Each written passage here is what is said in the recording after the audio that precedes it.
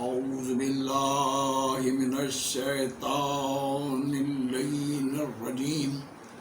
بسم الله الرحمن الرحيم الحمد لله رب العالمين والصلاة والسلام على أشرف الأنبياء والمرسلين وخاتم النبيين سیدنا و نبینا و شفیع ذنوبنا و طبیب قلوبنا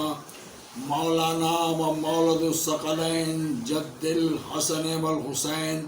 سیدہ شباب اہل الجنہ ابی القاسم محمد و اہل بیتہ الطیبین الطاہرین المعصومین المنتجبین المنتخبین المظلومین ولعنت اللہ علی اعدائہم اجمعین من یومنا ھذا الی یوم الدین اما بعد فقط قال اللہ حق سبحانہ تبارک و تعالی فی کلامہ المجید و فرقان الحمید و قولہ الحق بسم اللہ الرحمن الرحیم والعصر ان الانسان لفی خسر الا الذین آمنوا وعملوا الصالحات وتواصوا بالحق وتواصوا بالصبر۔ تمام ناظرین کو اور عالم اسلام کو اور مومنین مومنات کو قلب کی گہرائیوں سے میں منتظر چینل سے مبارکباد پیش کر رہا ہوں، اس لیے کہ آج بڑے خوشی کا مقام ہے کہ امام عصر تشریف لا رہے ہیں۔ ظاہر ہے کہ آج ہم مبارکباد پیش کر رہے ہیں امام حسن عسکری علیہ السلام کو۔ آج سامرا میں نور ہی نور نظر آ رہا ہے، اس لیے نرجس خاتون کو خدا نے وہ بیٹا عطا کیا ہے۔ آج کی شب جو اللہ کی آخری حجت ہے،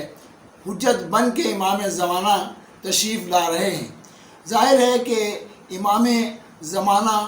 کی آنے کی خبریں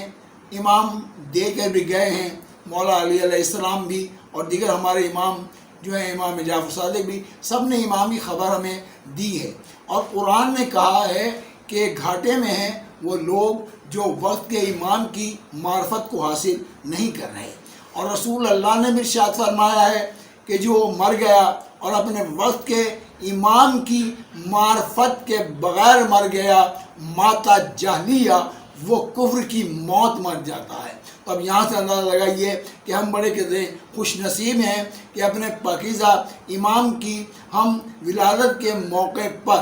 سعادت اور جشن منا رہے ہیں، خوشیاں منا رہے ہیں، تہنیت بھی پیش کر رہے ہیں۔ امام حسن عسکری کے دروازے پر ہم بھیک بھی مانگ رہے ہیں، علم کی بھیک مانگ رہے ہیں، حکمت کی بھیک مانگ رہے ہیں، سجدوں کی بھیک مانگ رہے ہیں۔ میرا ایمان کامل ہے کہ امام زمانہ کی آمد کے موقع پر ہمیں جتنی دعائیں اللہ کی بارگاہ میں ہم عرض کریں گے، خدا کسی کو مایوس نہیں کرے گا۔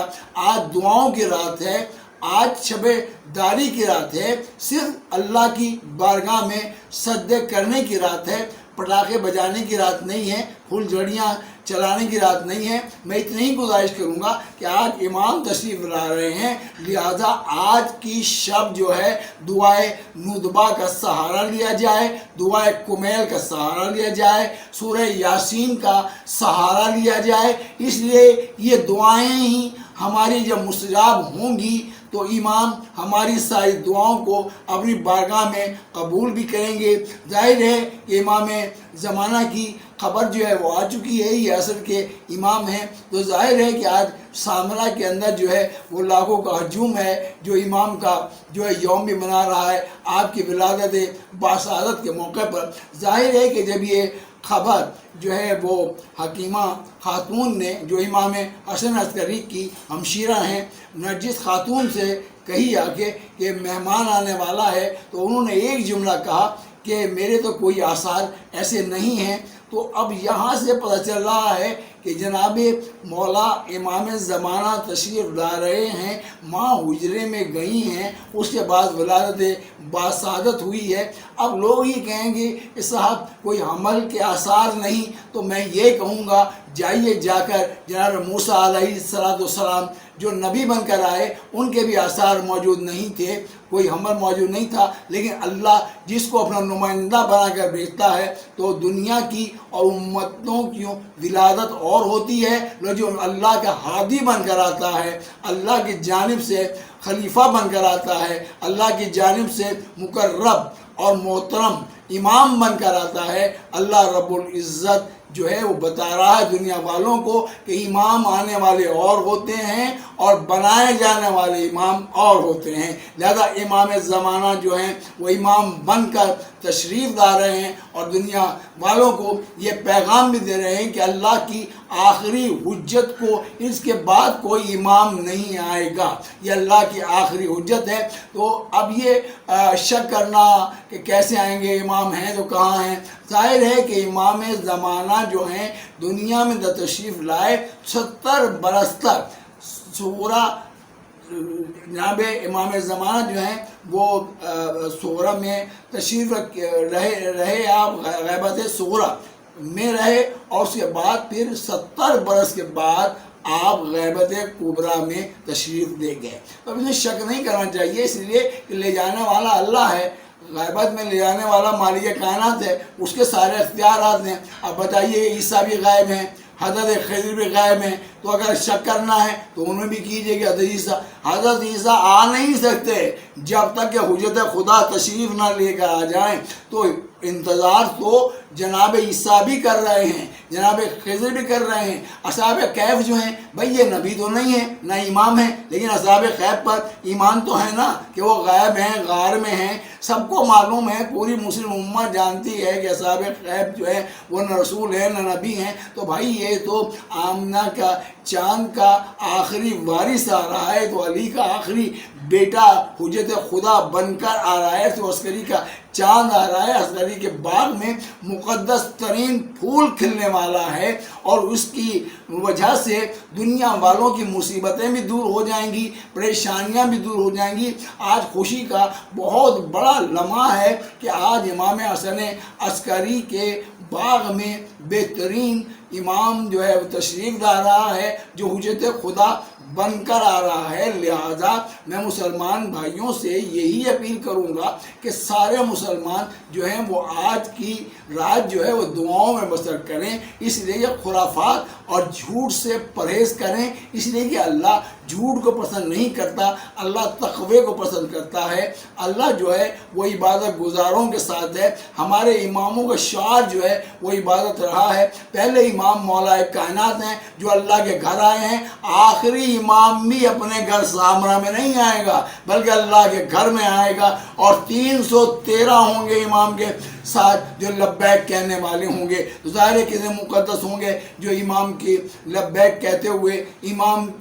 اب یہ شک کرنا کہ امام آئیں گے تو کیسے آئیں گے؟ تو ظاہر ہے کہ بھیجنے والا قادر الحاجات ہے، مسبب الاسباب ہے، اللہ کل شین قدیر ہے۔ جب امام آئیں گے اور کعبے کی چھت پر آ کر وہ اعلان کریں گے جاء الحق وزاق الباطل ان باطل کان زہوقا، باطل مٹ جائے گا اور حق چھا جائے گا، اس لیے کہ یہ حق کا نمائندہ آ رہا ہے۔ اس لیے کہ 11 حق کے نمائندے پہلے مولا علی سے لے کر امام حسن عسکری تک جتنے نمائندے ہیں سب حق کے نمائندے ہیں۔ اب یہ نمائندہ جو آ رہا ہے امام زمانہ بن کے آ رہا ہے، یہ آخری نمائندہ ہے، اللہ کی آخری حجت ہے۔ یہ عدل قائم کرے گا جبکہ ظلم سے بھر جائے گی ہر جگہ، قتل ہی قتل نظر آئے گا، ہر جگہ ظلم نظر آئے گا۔ دیکھ رہے ہیں آپ روز میڈیا کے اوپر دیکھ رہے ہیں وہاں ظلم ہو رہا ہے، وہاں کرونا وائرس ہو رہا ہے، اتنی پریشانیوں میں زمانہ گھرا ہوا ہے۔ تو میں اتنا ہی کہوں گا کہ آج کی رات استغفار کر لو، توبہ کر لو اور امام زمانہ سے رجوع کرو، اس لیے کہ اللہ کی حجت سے رجوع کیے بغیر کوئی مسئلہ حل نہیں ہوتا، کوئی مشکل آسان نہیں ہوتی۔ اس لیے کہ جتنی آج کی رات عبادتیں کر سکتے ہو، ریاضتیں کر سکتے ہو، اتنی استغفار جتنی کرو گے اللہ تمہاری توبہ کو قبول کرے گا۔ زیادہ سے زیادہ تسبیحات پڑھیں، اور میں اتنا ہی کہوں گا اپنے پیغام مومنین کو کہ آج کیا خرافات میں نہ گزاریں، جھوٹوں کے پرہیز کریں، شرابیوں سے کنارہ کشی کریں، جھوٹ سے نہیں، اس لیے کہ اسلام میں بادشاہت نہیں ہے، اسلام کے اندر جو ہے وہ نیکیوں کا پیغام ہے۔ یہ مت دیکھو کہ رش زیادہ کہاں ہے، یہ دیکھو کہ نیک عمل کہاں ہو رہا ہے، ریاضت کہاں ہو رہی ہے، سجدے کہاں ہو رہا ہے۔ ظاہر ہے کہ اپنی اپنی عرضیاں جو ہیں وہ موجودہ امام کی بارگاہ میں بھیجو، جسے عریضہ کہا جاتا ہے۔ یہ اس بات کی دلیل ہے کہ کوئی عریضے کا سننے والا ہے جس کی بارگاہ میں عریضہ بھیجا جا رہا ہے، تو اپنی اپنی عرضیاں جو ہیں وہ آپ پانی کے حوالے کر دیں گے۔ اور ظاہر ہے کہ وقت و حالات کو دیکھتے ہوئے اگر مناسب دریاؤں پہ یا جانا مناسب نہیں ہے، اسے اوائڈ بھی کیا جائے، تو کسی ایک ہی جو ہے کوئی تنظیم ہوگی اس کے حوالے اپنی عرضی کی جائے تاکہ وہ جو ہے پانی کے حوالے کر دے۔ تو زیادہ ہمیں وقت کا بھی دھیان رکھنا ہے، اور اسی لیے میں اتنا ہی کہوں گا کہ امام زمانہ ہماری اس پاکیزہ عبادت کو قبول فرمائیں۔ 2 رکعت نماز پڑھنی ہے، 100 مرتبہ الحمد کے ساتھ، اور 100 مرتبہ ایاک نعبد و ایاک نستعین، اور دعائے ندبہ کو اپنا احسار بنا لینا۔ خدا کی بارگاہ میں انشاءاللہ ساری مصیبتیں یہ دور ہو جائیں گی، کرونا غرق ہو جائے گا۔ اسلامی ممالک سے اللہ سے دعا مانگتا ہوں کہ پروردگار عالم اس منحوس وبا کو ٹال دے پوری عالم اسلام سے۔ پروردگار عالم ہمارے امام کے ظہور میں تاجیل فرما، پروردگار عالم باقی محمد عالم سارے بیماروں کو شفا عطا فرما، تندرستیاں عطا فرما، ذکر امام حسین علیہ السلام کو عروج و غربت عطا فرما۔ مقدس مقامات کو پروردگار بڑے افسوس سے کہنا پڑ رہا ہے کہ اللہ کی مقدس خانہ کعبہ کو کھول دے، مسجد نبی کو کھول دے، سارے اماموں کے مقدس روزوں کو کھول دے، تاکہ ہم گڑ گڑا کے اپنے اماموں کی بارگاہ میں جا کے عبادت کا شرف حاصل کریں۔ بسم اللہ الرحمن الرحیم۔ اللہم کن ولیک الحجۃ بن حسن صلواتک علیہ وعلی آبائہ فی ہذہ الساعۃ وفی کل ساعۃ، ولی محافظ وقائد وناصر ودلیل وعینا حتی تذکر ارضک وتمتع فیہا طویلا۔ اللہم صلی اللہ محمد وآل محمد عجل اللہ تعالیٰ فرج صاحب زمان، ادرکنی یا صاحب زمان، ادرکنی ادرکنی ادرکنی ادرکنی ادرکنی ادرکنی۔